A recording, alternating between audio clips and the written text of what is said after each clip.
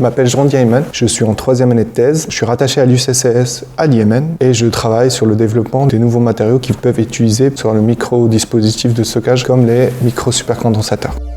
J'ai eu un master en matériaux à l'université de Tours et puis j'ai fait 1 an d'apprentissage dans mon master sur les batteries. J'ai enchaîné par la suite sur 1 an d'ingénieur d'études, toujours dans le domaine des batteries, avant de venir ici travailler sur une thématique qui est proche, qui est les supercondensateurs, plus particulièrement les micro-supercondensateurs.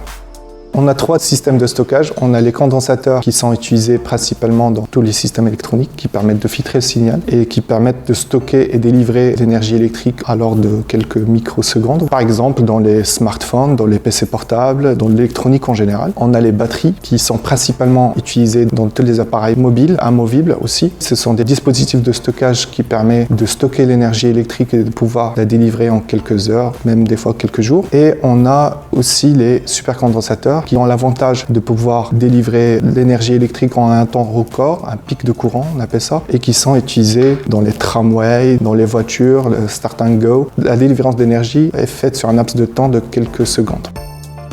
L'intérêt de miniaturiser les dispositifs, c'est de pouvoir les rendre accessibles dans certains domaines, comme le domaine de la santé. Un micro-supercondensateur ou micro-batterie peut être utilisé, par exemple, dans les lentilles qui permettent de récolter les données pour les patients atteints de glaucoma. Cette application potentielle nécessite que ce dispositif soit miniaturisé de façon à être intégré dans le dispositif complet. Avant de passer à l'étape technologique, moi je suis dans la recherche fondamentale. Je travaille sur des nouveaux matériaux qui peuvent être utilisés dans les supercondensateurs comme électrodes. J'ai commencé par développer le nucléaire de vanadium et là actuellement je travaille sur le nucléaire de molybdène. J'essaye de les déposer à travers une technique de dépôt PVD, la pulvérisation cathodique en atmosphère réactive. Donc ces matériaux, une fois déposés, ils sont caractérisés physiquement, chimiquement. Donc on commence par la diffraction des rayons X, le raman en microscopie électronique à balayage, puis une caractérisation électrochimique.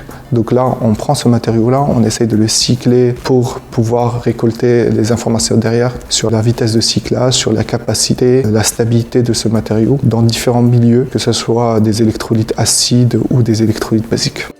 Mon étude s'est focalisée sur les performances électrochimiques et plus particulièrement sur la stabilité et la capacité de cyclage à différents régimes. J'ai commencé par optimiser ma recette de dépôt en jouant sur la pression partielle d'azote en cours de dépôt, ce qui m'a permis d'avoir des films un peu plus denses mais qui cyclent plus longtemps, ce qui me permet de garder une bonne capacité surfacique. On a aussi réussi à optimiser le vieillissement des films. On a réussi à avoir des films qui s'oxydent moins et qui permettent de conserver les performances de départ même s'ils sont laissés sous air pendant une longue durée. Un autre point important, c'est l'écart de capacité à haut et bas régime qu'on a essayé d'optimiser, ce qui permet de cycler à des vitesses de balayage plus rapides et d'atteindre les pics de courant dans un temps très record. Une fois ce matériau est optimisé, il peut être transféré à la start-up Ilior, hébergée par le laboratoire, et pouvoir le commercialiser derrière.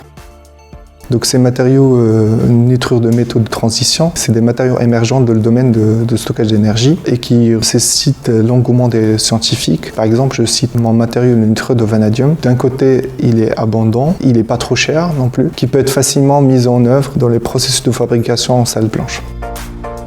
Ce que j'ai bien aimé dans la thèse, c'est le cadre et l'environnement présent ici à Yémen, puisqu'on a accès en autonomie sur plusieurs techniques de caractérisation. Le domaine de stockage d'énergie est un domaine en plein développement, c'est un domaine porteur. Acquérir une expérience dans les microdispositifs en salle blanche, je pense que c'est un grand atout qui me permettra d'ouvrir les portes sur les industries qui travaillent dans ce domaine-là de microdispositifs de stockage.